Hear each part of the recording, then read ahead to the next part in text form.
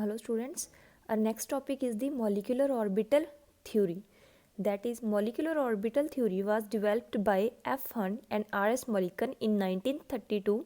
The silent features of this theory are electrons in a molecule are present in various molecular orbitals as the electrons of the atoms are present in the various atomic orbitals. As we have seen in case of the electronic configurations, that electrons are occupying the space in 2s and 2p orbitals. Same in case of a molecule, electrons are present in various molecular orbitals. Clear? And the atomic orbitals of comparable energies and proper symmetry combine to form molecular orbitals, and the formation of the molecular orbitals is with the combination of the atomic orbitals that are of the proper symmetry. For example, I am having, that is the 1s orbital of hydrogen atom and again 1s orbital of the second hydrogen atom. It will going to form the molecular orbital that will going to have same symmetry. Clear? These two atomic orbitals combine to form two molecular orbitals that are bonding molecular orbitals. Clear? While an electron in an atomic orbital is influenced by one nucleus, and in a molecular orbital it is influenced by the two or more nuclei depending upon the number of atoms in a molecule. As here you can see there are two nuclei in this bonding molecular orbitals. Thus,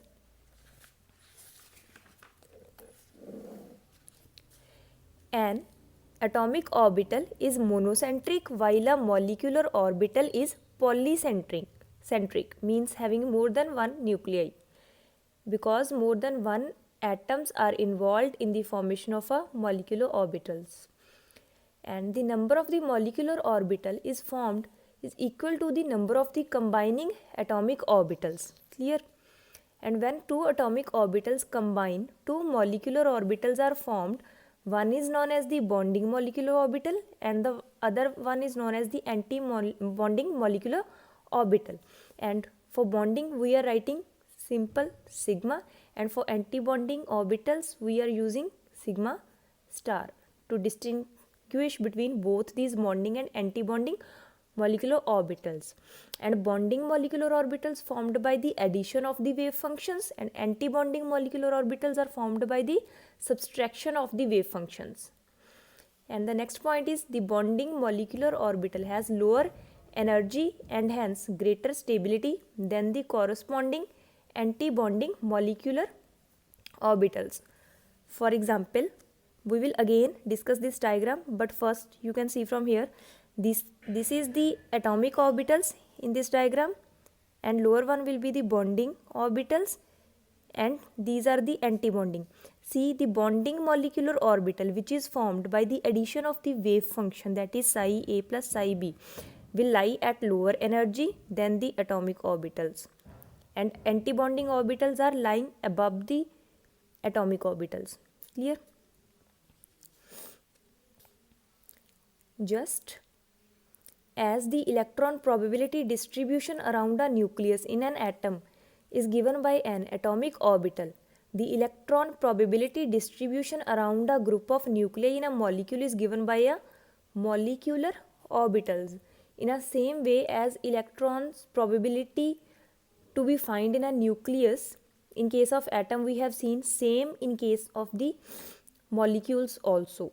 Electron probability of finding in a molecular nuclei in anywhere is equal. Clear? And thus the molecular orbital like atomic orbitals are filled in accordance with the Afbauer principle, obeying the Pauli exclusion principle and Hund's rule, means according to the symmetry energies. Firstly, singly occupied orbitals, half filled orbitals we have to fill single electron, and then the electrons with opposite spins we have to fill in case of the molecular orbitals. Clear? Now the formation of molecular orbitals, that is the linear combination of the atomic orbitals, that is we can see from here, that is In linear combination of atomic orbitals, first there is the addition of the wave functions which will going to responsible for the formation of the bonding molecular orbitals. This is the addition of wave function, clear. And second, psi a minus psi b will results in the subtraction. When we are subtracting the wave functions, we will going to have anti-bonding orbitals, clear. That is the subtraction of the wave function results in the anti-bonding molecular orbitals, and with addition we are going to have bonding molecular orbitals. And with the help of examples, you can see in case of the hydrogen atom, when there is the addition of hydrogen atomic orbitals or nuclei, there is the formation of bonding molecular orbital here, and see, this is the bonding molecular orbital that is formed. And in case of the subtraction, there is the formation of the anti-bonding molecular orbitals. Note, in case of the anti-bonding molecular orbital, there is the overlapping of the opposite sign carrying lobes, clear. So you can see here, this is the anti-bonding molecular orbitals formation.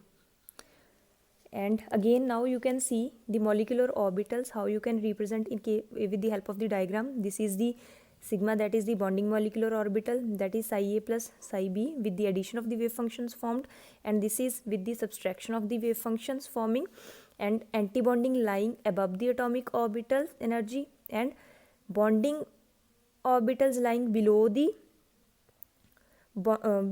atomic orbitals, clear.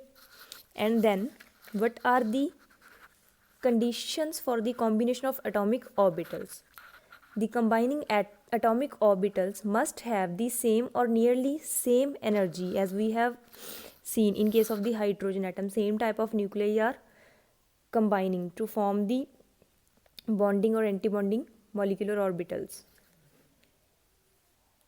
And the combining atomic orbitals must overlap to the maximum extent, because greater the extent of overlap, the greater will be the electron density between the nuclei of a molecular orbitals, clear. And the second point that we have to see, that is the combining atomic orbitals must have the same symmetry about the molecular axis, clear. And third point, again I am repeating, the combining atomic orbitals must overlap to the maximum extent. And then types of the molecular orbitals, first is the sigma and then pi. Sigma molecular orbitals are symmetrical around the bond axis, while the pi molecular orbitals are not symmetrical along the bond axis. As we can see here, that when we are taking the, that is plus and minus, because both the lobes are carrying opposite signs, that's why there is no symmetry. And again positive and negative, it will going to form plus and minus, that is pi 2p x type bond, results in the formation of the pi orbitals, clear. And next,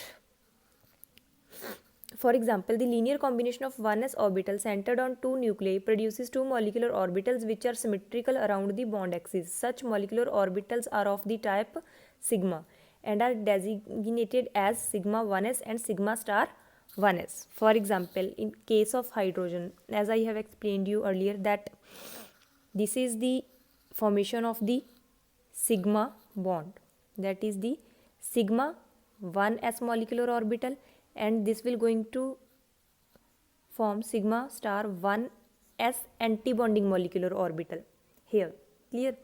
And if internuclear axis is taken to be in the z direction, it can be seen that a linear combination of 2pz orbital of two atoms also produces two sigma molecular orbitals designated as sigma 2pz and sigma star 2pz. Clear? If we are taking it along a z axis. And molecular orbitals obtained from 2px and 2py orbitals are not symmetrical around the bond axis, as you can see here, because of the presence of the positive lobe above and negative lobe below the molecular plane. If we are taking the molecular plane is passing through here, then there is the unsymmetry, not symmetry here. Clear? Such molecular orbitals are labeled as pi and pi star, as I have written here, pi to px. A pi bonding molecular orbital has a larger electron density above and below the internuclear axis, and the pi star anti-bonding molecular orbital has a node between the nuclei. Clear? As you can see here, but this is for the sigma. You can see this from here.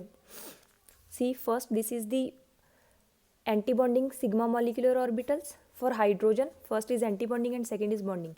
And again for sigma 2pz, for when we are taking subtraction of 2pz atomic orbitals, then there is the formation of antibonding sigma molecular orbitals, and in between there is the node formation. Clear?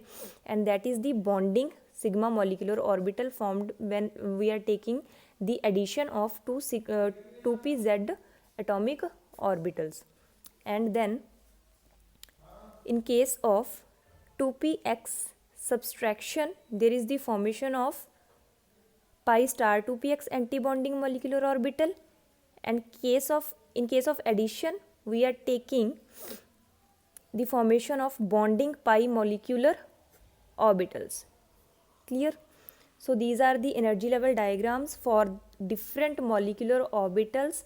That is, this is for the sigma 1s, always lie below the antibonding orbital, and this is for sigma 2pz, always lying below the antibonding sigma star 2pz. Note, atomic orbitals are always in between, and antibonding is having higher energy than atomic, and then we have to take bonding. Clear? So I hope up to this point the topic is clear to you.